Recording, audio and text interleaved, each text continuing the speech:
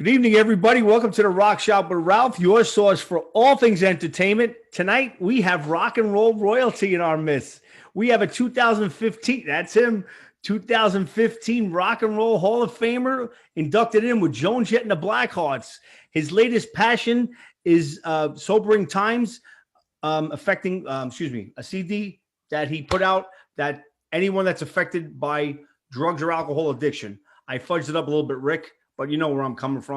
We have I'll clarify. We have Mr. Ricky Byrd.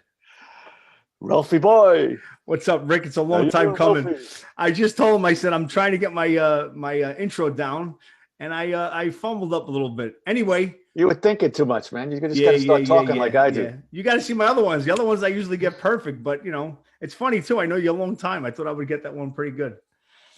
It was fine. Yeah, 2015 Rock and Roll Hall of Famer, Mr. Ricky Byrd. How does that sound? I kind of like that. Yeah. Yeah. And I got to throw a date at you. What's that? Yesterday was April 24th. You know what that was? April 24th. Should I know this? Yes, you should. Is it the day that I Love Rock and Roll came out or something like that? It's April 24th, 1982. Was the day I Love Rock and Roll hit number one on the charts, 7 weeks. Man, that was a long time ago. And I got to tell you, and I told you this before, I Love Rock and Roll was the first vinyl album that I ever bought. I was 12 years old. Is that true? Oh my God. It's God's honest truth. And you know what my favorite song on that album was, Rick? Not a clue. Nag. Yeah, I like Nag. That's a fun one to play too. You know, my first record, I bought two of them on the same day. I got the Monkees and Jimi Hendrix Experience, the first Jimi Hendrix album. Those are the first two vinyl records I ever had. I had singles before that. Right. You know, which is the way of the future now because there's no more record business. Everybody's really is basically going to be putting out singles now. Well, yeah. I mean, it's a different record business. For us, for rock and roll people, it's just a different. You got to accept and adapt. Just like I had to do, just like all of us had to do for this last year. Right. I know, right, Rick? Yeah. But anyway, I mean, we got so much to talk about, and I could talk to you with you and about you for hours, but we're going to condense it. And the first thing I wanted to talk about was obviously Joan Jett and the Blackhearts, where you made your mark. I mean, I Love Rock and Roll, 7 weeks at number one. Made my bones. Made your bone. There you go, buddy. See, we got a New Yorker on there. I mean, I had a couple of New Yorkers in the. I had Jimmy Palumbo, the actor from Beer League. I had Joey D'Onofrio on, from Goodfellas and Bronx Tale. So that was pretty good. Yeah, but we have a different language here. Yeah, exactly. You know, them, these, those. Yeah.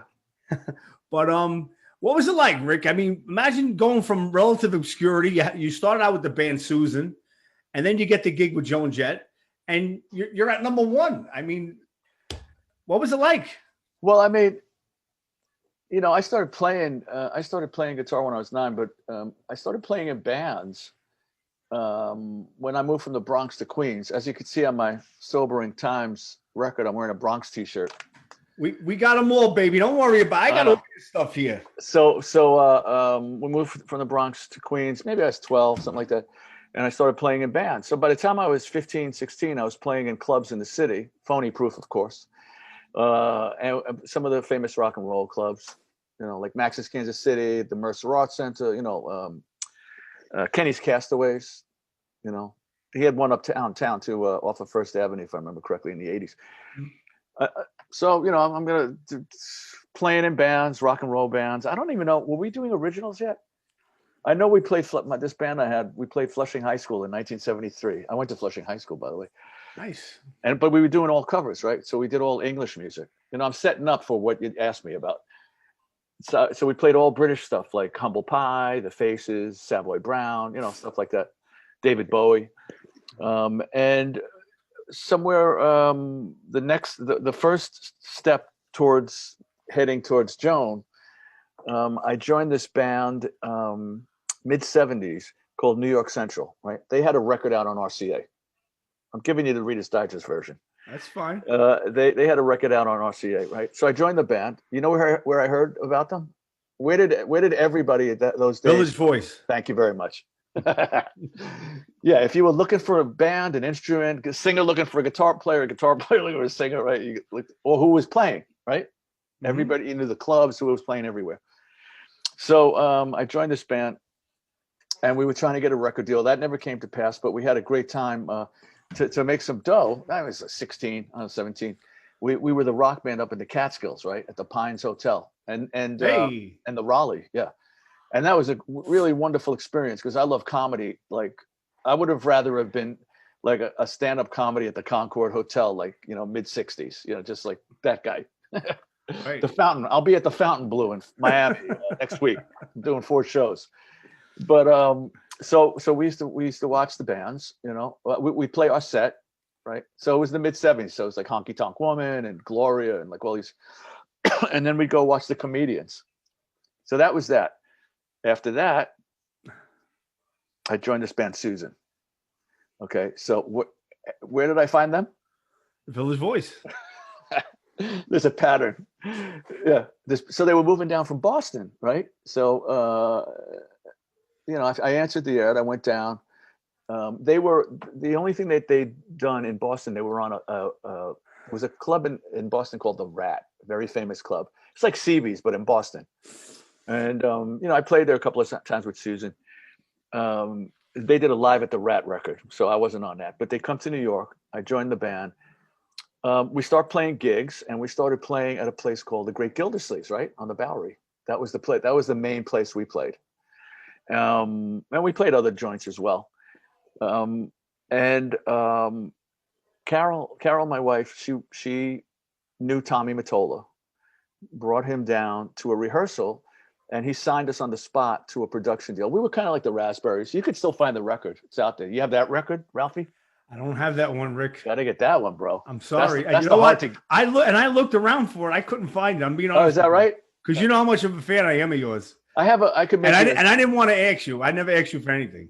I could make you a CD on that. Awesome. There was a famous blue vinyl promo copy that everybody, I got the blue vinyl one. Yeah. But so he signed us. We did a record for RCA, right? We went on tour, my first tour, and we were opening for Graham Parker and the Rumor, which was I love that band to death. Even more so when we went on tour with them. And it was their Squeezing Out the Sparks record. So we went right across the country, came back, played all these great places, played with Cheap Trick. It was like my first tour, man. It was awesome. First deal. And we came back, we played the Academy of Music, which was the place that I saw all my concerts when I was a teenager. I mean, I saw a couple of concerts at the Fillmore last couple of years, but I was a little on the border of too young to go to the Fillmore. But I saw Albert King and B.B. King there, and a couple of cool. But the Academy of Music, that was the place for me when I was a teenager.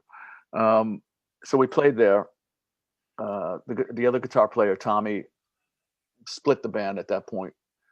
I knew we were in trouble because he had a separate dressing room that night. I could. There's something in the air. What is that? What's going on? Something's going on here. So, and he's a great guy. I love Tommy, but so we tried to keep it going. We had a couple of different members. Did a thing with my friend Binky Phillips, a famous New York guitar player, and we just couldn't get any traction. So the next step is I'm hanging around in New York, and I was actually a bike messenger, and not a good one. I'd take speed in the morning and have a cigarette case full of joints, and I would go out with like bags of people's messages. Which is going to lead up to the new CD. We'll get there. So we started hanging around. Now Carol worked at this management company called Libra Krebs, and they managed, like Aerosmith. A bunch of other people. And she said, they manage Humble Pie. And I was like, what? What's Steve that? Marriott? Peter Frampton? Yeah. So long story short, she introduced us. I became friends with Steve and his wife Pam, and their little kid Toby, who's now this like grown up rock and roll guy. And we were hanging out. I would go stay at his house in the city. He lived in the Village, and we'd sit on the couch, and he would sing like freaking Steve Marriott, like on the couch at full volume. Wow. And so I was doing that. I was introduced to John Waite. because he had just left the babies, and he moved here from England, and then somebody thought we'd be good together. So we started hanging around. We started writing songs. And then Carol called me one day and said, you know who Joan Jett? You know Joan? Yeah, of course I Joan Jett. Yeah. I saw the Runaways at CBGB's. Right. You want to go down and play with her? Yeah, sure. You know, like, what's next? What do I do next? What's next? What's happening? I went down and we got along great. I joined the band. You know, midway through the I Love Rock and Roll album, right? Yeah, I'm condensing the story. No, it wasn't quite midway. I'm not sure how far they got, but we wound up doing a lot of tracks over again. You know, Eric Gamble, who's a wonderful guitar player, producer, you know, singer, the whole bit. He's on a couple of the tracks that I played. So I played rhythm. You know, he's on like Crimson and Clover. That's him playing lead on that one. And Little Drummer Boy, I don't think I played on. I probably just played rhythm on that. Dude, it was like 40 years ago. And then we hit 39. 39. Then we hit the road. See, and we went out on. The I Love Rock and Roll record came out. You know, I think we were in a Winnebago. And as the record started going up the charts, you could see stuff changing on the road. Like everybody always asks, like, what was it like on the road when it's like, I don't know, man. We were just doing gigs. You know, they would just tell us numbers, you know, 99, 76, 43, you know, you would see more people at the shows. And then we were playing clubs, and, you know, you would see more people at the shows and people would sing along. Right. And you could see that I Love Rock and Roll, you know, you'd be in a different town and it would be on the radio. And then you could see like the luxury level started going up. We got a tour bus, like a proper tour bus, you know? Yeah. And then we were on like a real tour. We were like opening for different bands. You know, if you go in the history of the Blackhearts, we played with Deep Purple, ZZ Top, The Who, you know, Journey, REO Speedwagon, The Police, Cheap Trick, you know, like it's endless. You know, because we were all touring at the same time, and sometimes it would be a package with like us and Foreigner, Journey, REO, or something like that. Wow. You know, we played with Chuck Berry, like all the really great stuff, and then it became number one. You know, so 7 weeks. Yeah, so we would do a show playing with somebody, let's say the Police in, you know, Sheboygan, and then we would play a big show. We'd stay over an extra night because there was a day off, and we'd play a big show on our own, like at a big theater or something.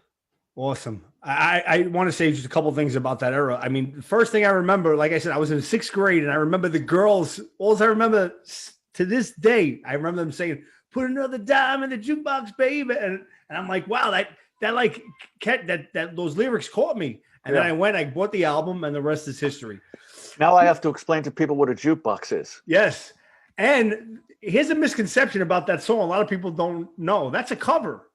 Yes, by my friend, God bless him. Rest in peace. Alan Merrill, who was like the first person I knew that passed away from COVID. Yeah. Like 3 people in a couple of days that I knew close. I know. And anyway, rest in peace, Alan Merrill. That was a cover. Ricky, great guy. I played a bunch of times with Alan in the city, you know, and we would obviously I'd go up and do that song. So he was just a great guy, really talented cat. I got to ask you, that video, where was that video filmed? That was at a club called Privates on Lexington Avenue. In Manhattan. That Lieber Krebs owned. No crap. So there was a bar in the front, right on Lexington, right? And there was like a concert place upstairs, which I played. In fact, Marriott came one of the time. There's some funny pictures from the stairwell with me and Marriott. It's a long story, but he smashed the guitar. That's all you need to know. You know? Okay. So yeah, we did it. We did it at that place in the bar. So they had all these kids, and today, even now, these kids, I don't know, what are they, 50? They go, dude, I was in the I Love Rock and Roll video, you know.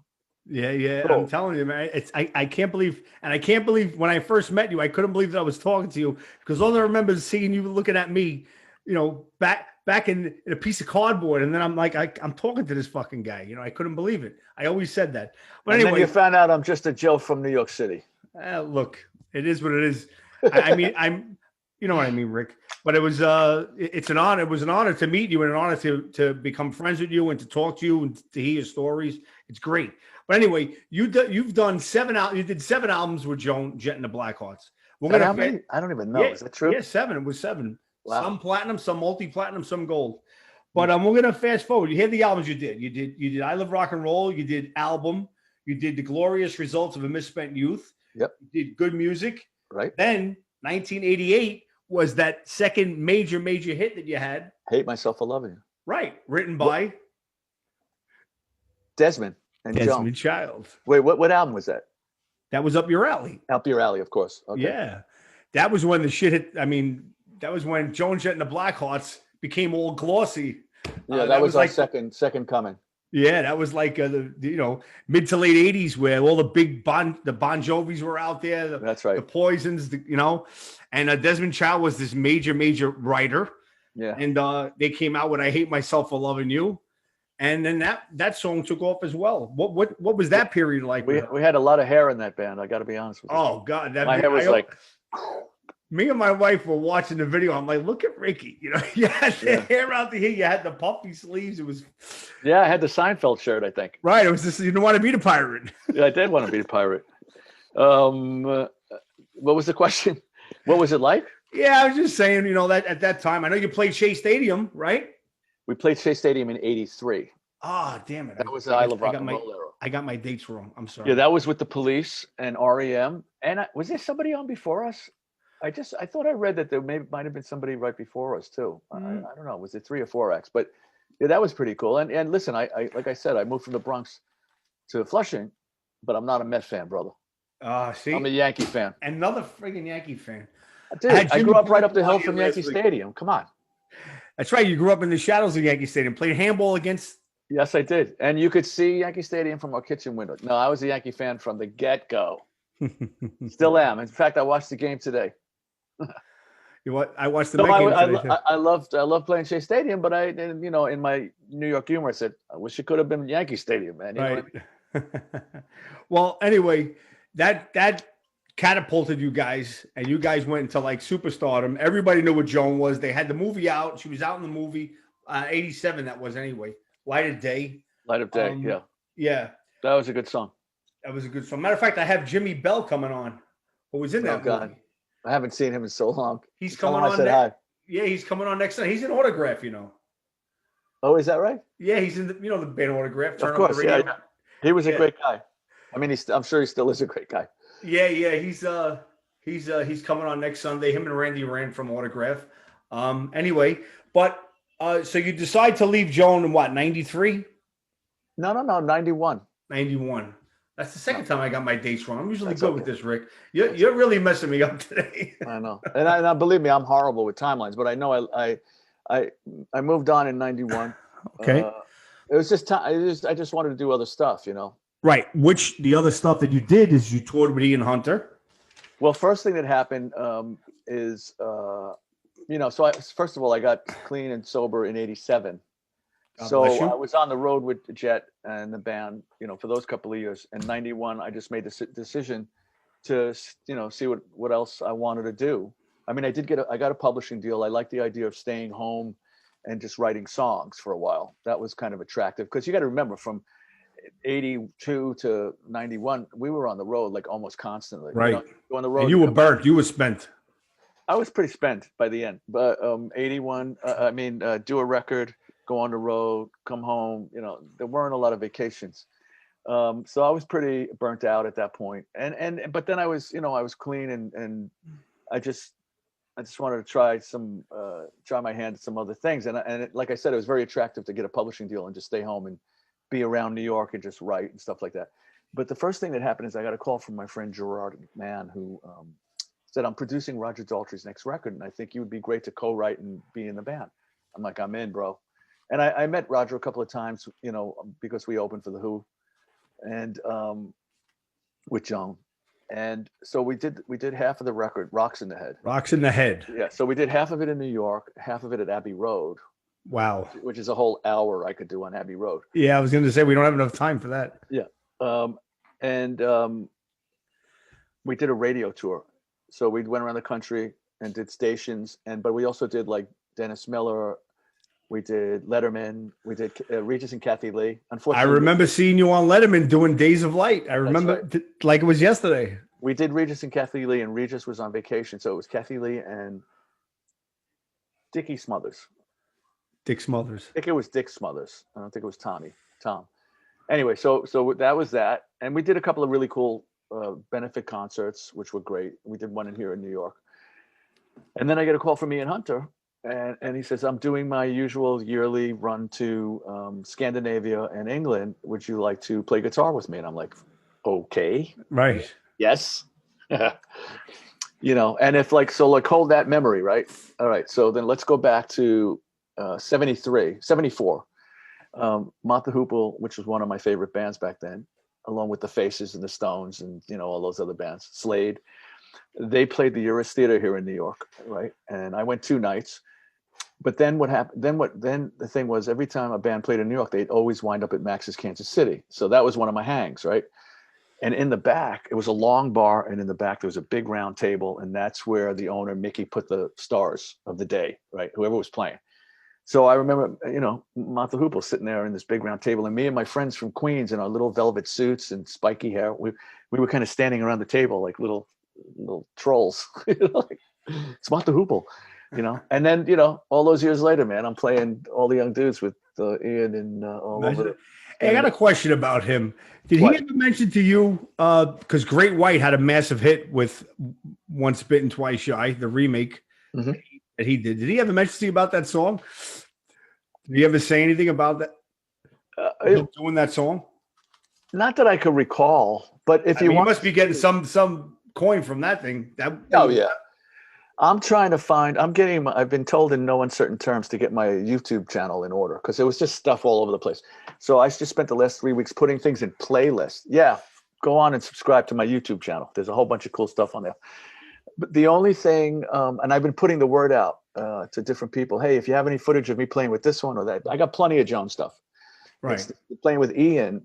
Somebody sent me from Scandinavia a disc with a live show from a little club in Scandinavia, and I cannot find it. So I have to go on like the Ian Hunter website, not the website, the fan page, and kind of put the word out again. But there's if you go on my YouTube channel in the playlist it says with Ian Hunter, there's a great 2 songs. We do Once Bitten, Twice Shy, and we do All the Young Dudes. And it's at a thing called the Stockholm Water Festival. So it was a big outdoor, big festival, right? So that's, unless I find anything else, that's probably the only footage that I have of me playing with them. Right. I mean, you played with so many. I mean, let me just go through this list real quick. Here we go. Roger Daltrey, Ian Hunter, Southside Johnny, 2 little guys named Paul McCartney and Ringo Starr. We're going to get to them in a little while. Billy Squire, Darlene Love, Smokey Robinson, Beach Boys, Brian Wilson, Jimmy Page, Steve Miller, Stephen Van Zandt, who Disciples of Soul, who you're good friends with, John Waite, Ronnie Spector, Don Felder, Bruce Springsteen, Dion, Elvis Costello. Do I got to keep going on? Dion, I'm pals with Dion too. Yeah. Elvis Costello, Paul Schaefer, Billy Joe Armstrong, Gary Clark Jr., Peter Wolf. I mean, so the deal. What? And I was going to say the deal is I either played with them in a band, recorded with them, I recorded with them, or I shared a stage with them. So a lot of those I'm totally grateful and thank my lucky stars that I've been put in this position where I get asked to do these charity events where I'm in the All-Star band with like my friend Liberty DeVito and Jeff Carlisi from 38 Special. Let me give Liberty a plug, please. Yes, let's give him a plug. Because he's coming on the show. He's a great guy, and I'm reading the book. Liberty, this book is awesome. Go ahead. And so we're always like the same crew with a couple of people come and go and change. It could be either Will Lee or it could be, John Reagan, on bass, and so we're always backing up people like Mavis Staples. They're on these events, so we're the band. Smokey Robinson, 3 songs with Smokey. 3 songs with Brian Wilson, Sam Moore. We did Hold On. Like it's nothing.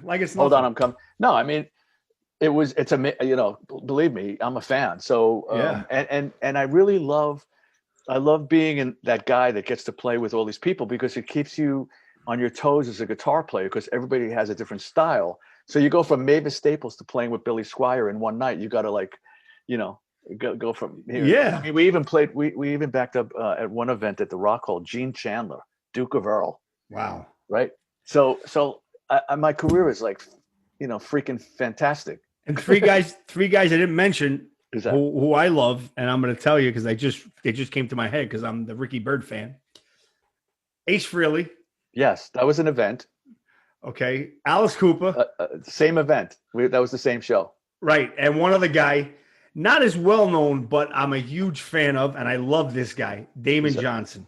That's my bro. That's my boy from Brother Kane. He calls me New York. I call him Hillbilly. Oh, God. He has a new band called Damon Johnson and the Get Ready, where I'm telling you, Rick, they knock my boots. If I was wearing boots, I'd get knocked out of them. He is so fucking good. That's how good he is on this. No Damon doubt, Johnson brother. and the Get Ready. Yeah, we've written a couple of songs together. Yes, you have. But so like, you know, that's all that stuff, all of those names, except for the people I toured with, like, you know, Roger or Ian or Southside. I did like a year with Southside. I put the word out for footage. I have nothing of me playing with him. So there's like crazy Jukes fans that'll have something.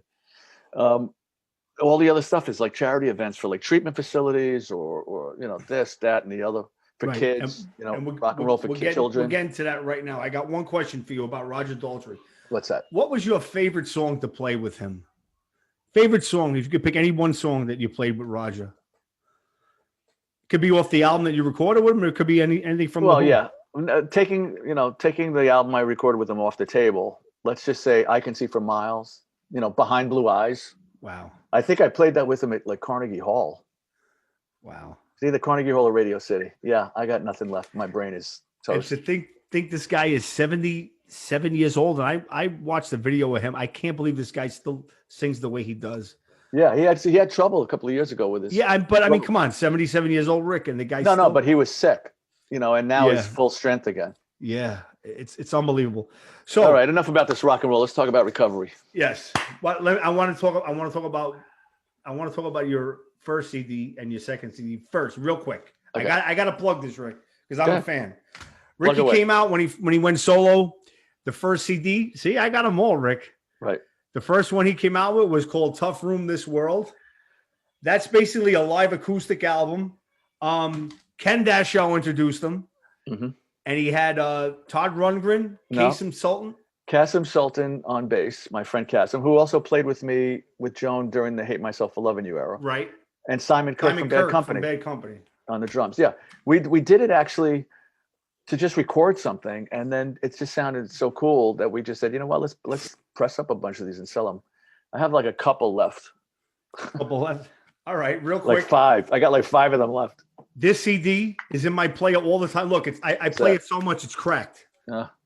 This is Ricky's second CD he released called Lifer. Yes. This, if you're a fan of Ricky Byrd, this is a must-have. Aside from the recovery CDs, which we're going to talk about, he has the best song I feel that he has ever written. One of them. The name of the song is called Wide Open. Oh, yeah. He knows that. I mean, this song, oh, my God. That's been recorded like 4 different times. Well, Wide Open, When Will I Learn? Please, I'm stuttering again. You made me stutter. You just don't give me love in return. Just don't give me love in return. Correct. But without a doubt, I'll find true love in the end. In the end. I'll come back wide open again. Wide open. Is that it? Did I say it? I haven't played that song in so many years. And at the end, he says, I'm leaving you behind. Yeah. So that record was like, okay, so what do I sound like? And I agonized this in a couple of false starts in that space. There's a lot of years in between. I was trying to figure out what I sounded like and put together bands, and it just wasn't right yet. And then it was time to do this record. And I just said, you know what?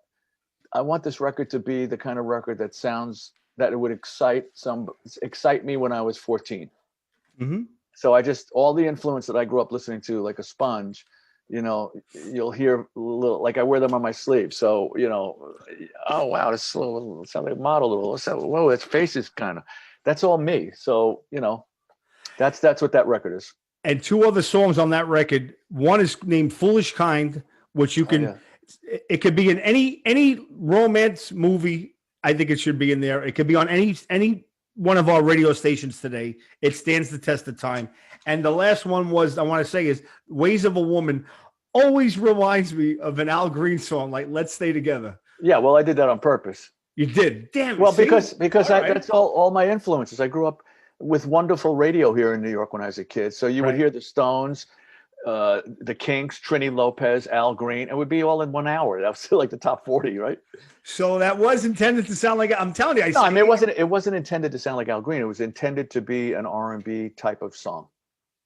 Like I don't edit myself. Like I start writing something and I go, oh, that's cool. I don't think, oh no, that's too R&B or that's not made. I just do it, you know? Well, Ricky, that is, I told you, I love that album. I was just listening to it right before you came on. It's The God's Honest Truth. Anybody that's a fan of Ricky's music, go out and go to rickybyrd.com, get that album, as well as his ones we're talking about right now. I think the Lifer record, I don't have any more copies, physical copies of that right this minute, but you could get that on Amazon. Good. And go out and get it. You will not be disappointed. It's Rock Shop approved. I use that word, Rock Shop approved. Now, here's what we're talking about. September 25th, 1987, Rick? Yeah, September 25th, 87. Is Ricky's anniversary date. He's been clean and sober ever since. Yep. Now his passion is spreading the word about recovery through his music. And the first CD he released is a milestone. It's called Clean Getaway. This cover art was designed by somebody named Frankie Byrd, who Yes, I know that's since he's a little baby. Yeah, she's going to be 20, so. And that's Ricky Byrd's daughter, did the cover art for that. Let's go through some of these songs. Danny, Frankie took the pictures. Danny Garber designed the cover. Awesome. Now, I got to say this. I'm always a fan first and foremost, and who he's worked with on here is Mr. Richie Supa, who was a member of Aerosmith, who wrote some of Aerosmith's biggest hits, as Amazing, Pink, Chip Away the Stone. I mean, here's the songs he wrote with Richie: Better Days, Clean Getaway, Lighthouse. That's a good song. Which my wife brings tears to my wife's eyes every time I play that song, Rick. And I swear to God, it's the God's honest truth. Brings tears to her eyes every time we play that song in the car. You sure it's not my singing? No. It's the song. It's the song. Because all these songs that Ricky wrote are about recovery. Yes. So Rick, the floor is all yours. Let's talk about that a little bit. Okay, so I wrote. I had been doing. I was asked to do events that had to do with raising money for various treatment centers. That started around 2008. So, like for example, a couple of them were up in Boston at a place called Right Turn, which is a treatment facility run by my friend Woody Geisman, who was in the Del Fuegos, right? Wow. So he started this treatment facility. So some of those things, like you mentioned with Alice Cooper and Ace, that was for that, right? And what used to happen is like we would play, and we weren't doing any recovery songs. We were just doing rock and roll stuff. But everybody knew what it was about, and people would come over to me afterwards and go, "Man, it's so cool that you're in recovery, and like I'm in recovery, or unfortunately I lost somebody to this disease." Or so I started to get this feeling that there might be more I can do, you know, in the world of recovery to kind of be like helpful and kind of mix my two things, you know. How that record came about was I wrote a song called Broken is a Place, which is the final song on Clean Getaway. With Richie. I wrote it with Richie. Yeah. I was feeling kind of squirrely. Like if you stay around long enough in recovery, that there'll be moments where you feel like a little lost and stuff like that. And that's fine. As long as you don't pick up, you're going strong. Right. And I went down to his house in Florida. We wrote Broken is a Place, came back to New York. I recorded a fast demo and I popped it online somewhere. And I started getting messages from people around the world. Like, you know, you told my story, you know, I have the same issues, this song, you know, blah, blah, you know, on and on about. And that's what made me go, you know, I might be onto something here. This might be a good thing, a healing, like another tool in the recovery arsenal to try to help people. Then so I wrote 2 or 3, 4 or 5 songs. And then I reached out to somebody that I met while I was doing some of these recovery gigs that ran a treatment facility based out of Florida, but they had some in Jersey. And I said, how about if I come with my acoustic guitar and do these, you know, do a recovery music group? Fabulous, you know, and I didn't even know what I was talking about. I just thought, like, let me just go in there and be me and see what happens. So the response I got from everybody was unbelievable. Like, you know, laughing, crying, talking, thinking, you know, you could feel like the boundaries go down a little bit. So I knew this was cool. the thing is, after each of one of those groups, they would come over to me, they'd ask me to sign stuff or whatever. And I always brought like guitar picks to give to them. And they would say, "Where do we get this music so we could take it home?" Right. And I'm like, I don't know. You don't have it. I don't have it. So what happened was, eventually, after multiple times being asked, I said, "All right, let me do a record." I did a crowdfunding thing, and I did the Clean Getaway record. Then I went out and I started doing all these treatment facilities and around the country, and high schools and speaking engagements and like juvenile detention centers, all kinds of different things. But I always bring a stack of Clean Getaway records. Right. Like if I go to a treatment facility, and I'll give them to the clinical director, and I'll say, when they're ready to, when they complete their treatment, give them a copy of this. And I would tell them in the group, I'd say, when you complete, grab a copy. If they run out, I'm easy to find on social media. I'll send you one. That's what I've been doing. That was 2017. Then what happens is, I have this thing when I finish a record, I can't even play guitar after, like I'm empty, like my tank is empty. It takes me a while to pick up a guitar. And what happens is, eventually it's looking at me, it's sitting on a stand kind of going, "Hey, remember me?" And I pick it up, and what I do is I put some vinyl on, and I'll just play along to like John Lee Hooker or Albert King, or Brown Sugar, something. I'll just start off by playing, and all of a sudden a little like riffle. They're like, "What's that? That's kind of cool. I never put those notes together." And a chord pattern. Then I'll start humming over it. Once I feel I have something, I grab my little handheld digital, recorder, and I put the idea down. And that's how I started writing the songs for Sobering Times. I wasn't going it wasn't like I'm going to write another recovery record. It's just that I'm still in that mindset. So right. All the lyrics, because remember, I'm still going around to these places. So right, exactly. I'm getting subject matter from the clients that are sitting in front of me. Hey, you're still feeding off of them. Yes. So that's where Sobering Times came from. I got two quotes that I love that you said. The first one is about Clean Getaway. It's a self-help book with a backbeat. Yeah, with a rock and roll backbeat. Yeah. I like that one. And then the other one was, "My job is to show everyone you can be sober and have fun." You don't have to have drugs or alcohol. Because I play, these groups are at treatment facilities. There's very young people there, 19, 20, and they're like, they think their life's over. Yeah. Like they're getting clean. Never have fun again. I'm like, "Nah, let me tell you some stories." You can still rock and roll and be clean and sober. In fact, you remember it the next day, which is great. But the thing that I always say is like, if you're struggling with addiction, you're going to definitely hear something on these records, these two records. If you're already in recovery, they'll remind you why you're in recovery in the first place. And if you're just a rock and roll fan, it's got plenty of swagger. It's loud and proud. There's some beautiful acoustic stuff on there too, but it's a rock and roll record. So I'm happy. Well, you should be happy, because I have to say this, and I told you this. I texted you soon as I got this. Here's his latest one. It's called Sobering Time. See, he signed it for me. To Ralph, all the best. He does that to everybody anyway, but that's what I do. Gee, thanks, Rick. What am I supposed to think of a different saying for each person? I gotta say this, and this is the God's honest truth from the heart. My hand on a stack of Bibles. I know I said "Wide Open" was my favorite Ricky Byrd song. It is my favorite Ricky Byrd solo song. My favorite Ricky Byrd recovery song is "Just Like You." Okay, that is my favorite Ricky Byrd song. People love that. And I can tell you, and I'm going to compare this. I'm going to go on a limb and compare this to "Here Comes the Sun." Wow. I really do. I really feel that Ricky wrote his "Here Comes the Sun" with that song, because that song hit me right here, hit me in the feels. And that tune is difficult for me to play when I go to treatment. It's hard for me to get through it because it's emotional. It's an emotional. Yes, absolutely. Yeah. It's very. Listen, I'm sorry to interrupt you, Rick. That's okay. This is very, very. It's not tough to say. I'm just saying. Listen, Queens, guys from Queens. We don't get emotional. I'm an Italian. I grew up in an Italian household. We never said all. I love you on a daily basis and all this stuff. So when something hits you and you get emotional, you're fighting it. And well, you also have to remember, I'm sitting there looking at their faces. Right. And this guy's been in there 2 days. This guy just got out of the hospital. This guy's, or this, gal, because I play first. I do the men's group, then they bring me over to the women's side.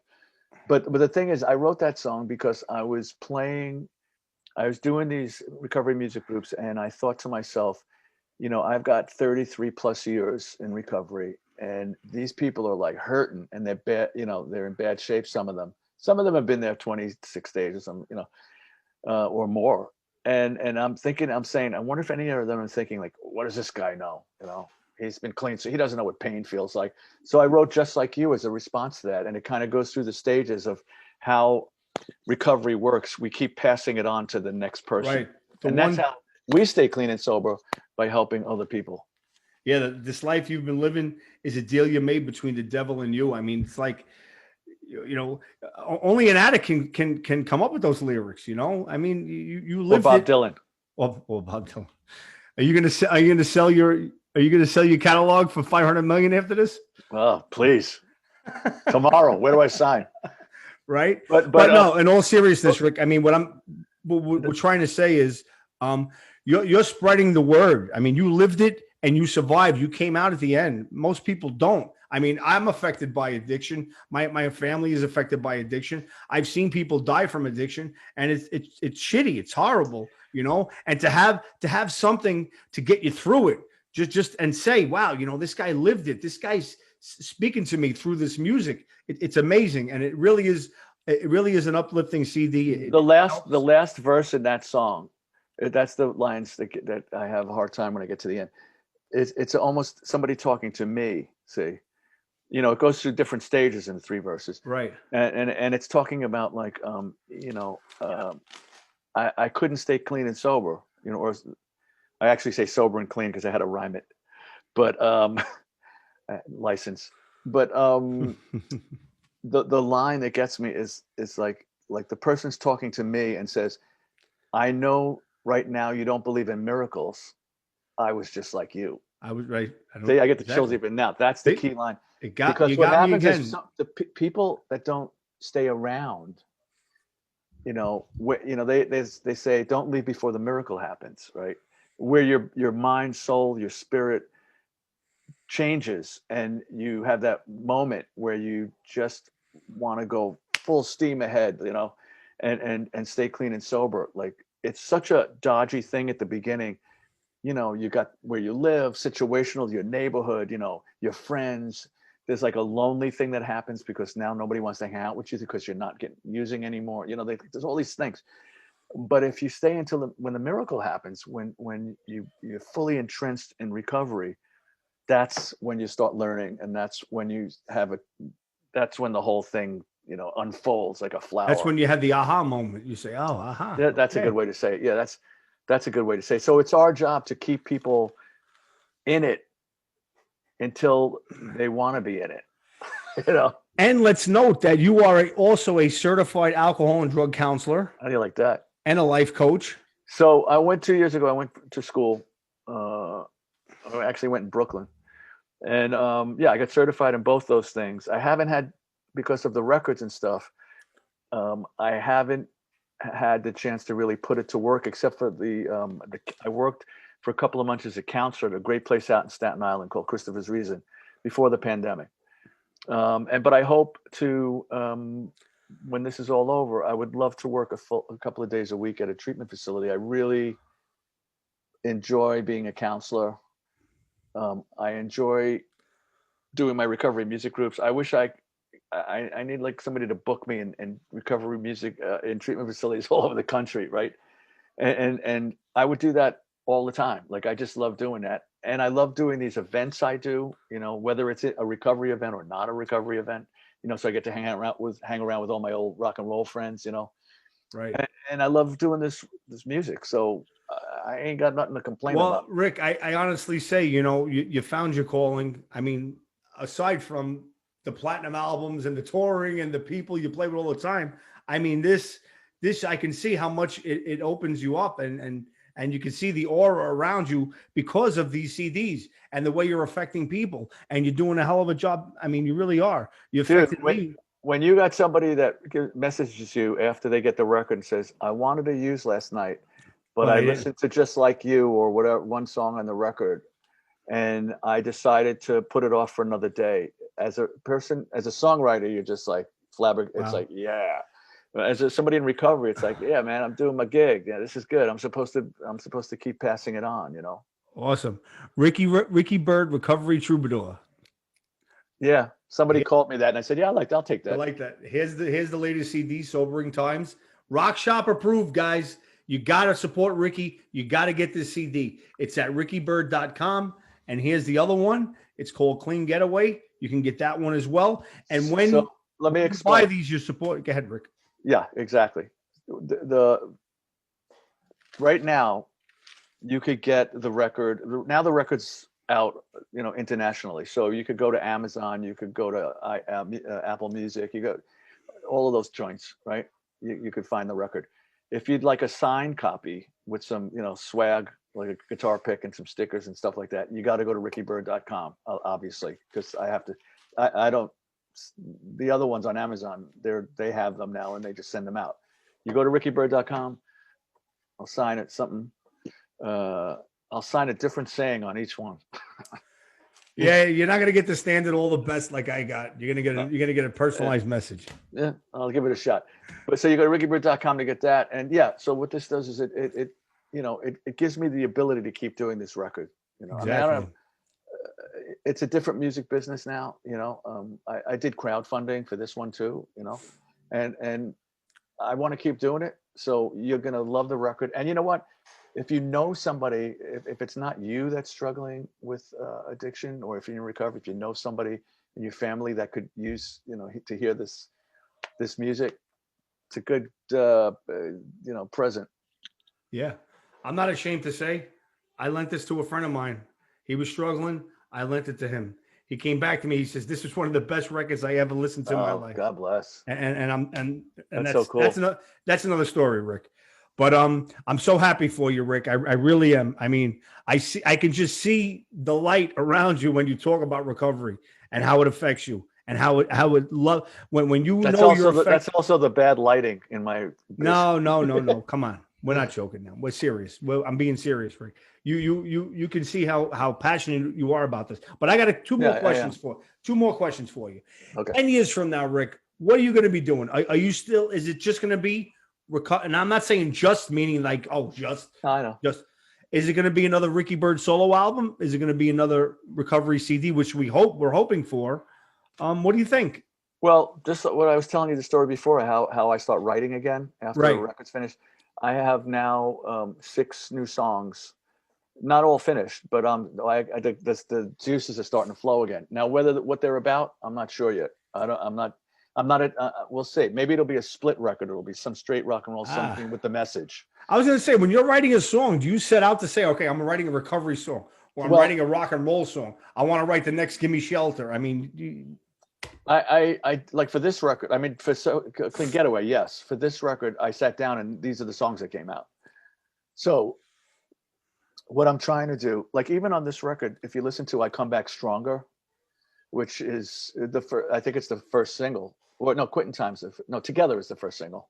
And that song was on Little Steven's Underground. That was on Jonathan Clark on 104.3 in Manhattan. Yeah. And it was the coolest song in the world on Underground Garage. Together. And the coolest song with Little Steven. I got to note that. And Quitting Time they play in as well. So to answer your question, I'm starting to write songs. I got 2 lyrics done. I'm trying to like widen the lane a little bit. So like it's not like I Come Back Stronger isn't. It's about getting, you know, like Sinatra said, you know, dust myself off, pick myself up and start all over again. That's what that song's about. There's no message in there about drugs and alcohol. It's about like getting beaten down, learning lessons, getting back up, you know, the good fight. So for these new ones, I'm going to attempt to keep the lane so, you know, everybody understands what I'm talking about. And then there'll be a couple that are straight to the point, you know. Right.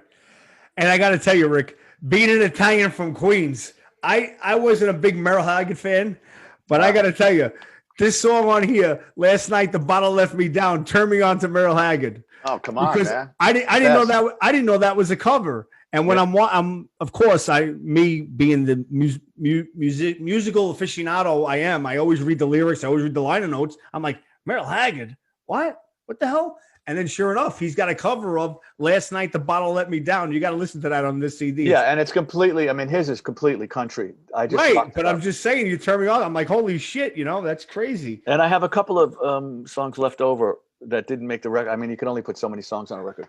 So I'm going to probably bonus tracks, or maybe they'll be the beginning of the next one batch or something like that. Anyway. Cool. Last question. I got to ask you, Rick. The Rock and Roll Hall of Fame. What was it like playing with McCartney? What do you think it was like? I know. Come on.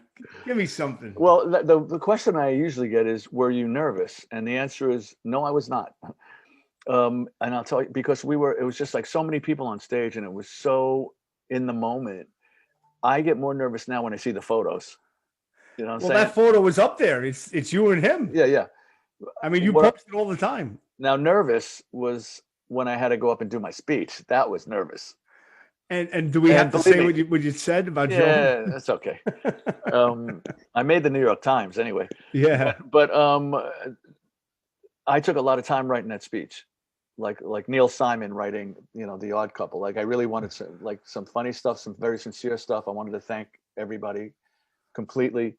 And the thing at the top was just ad lib, But that I was nervous for. And well, I'll tell you what I was nervous for, because the table in front of me had Paul, Ringo, Yoko, Jerry Lee Lewis, Joe Walsh, their wives. Shit.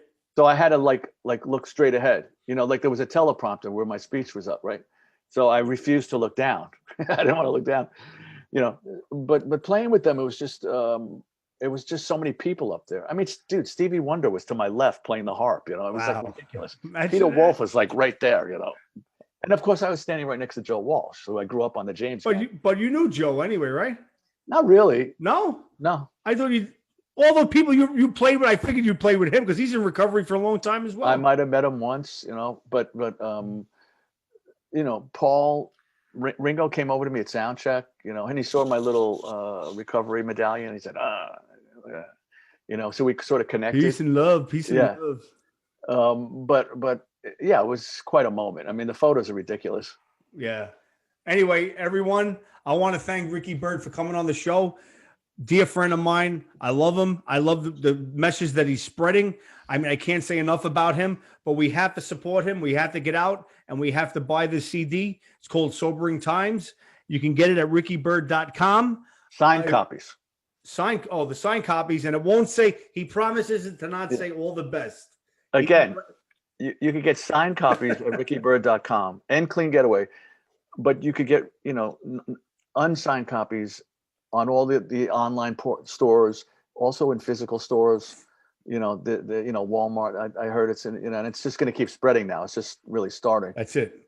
We got to spread the word about recovery through music with Ricky Byrd. I want to thank him so much. Also, my YouTube channel, I spent all last week putting it in order, and I'm still doing it. Subscribe to my YouTube channel. There's some great live stuff on there. There's me with Roger, and it's really great stuff. And all the Joan stuff is on there.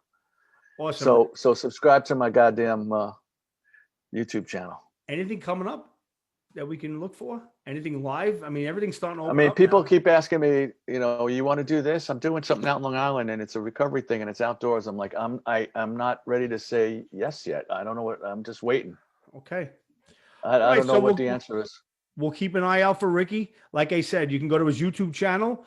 You can go to rickybyrd.com, or you can look at my page. There's always stuff about Ricky up on my page, my personal page, and my show page. But I want to I'm all over social media too.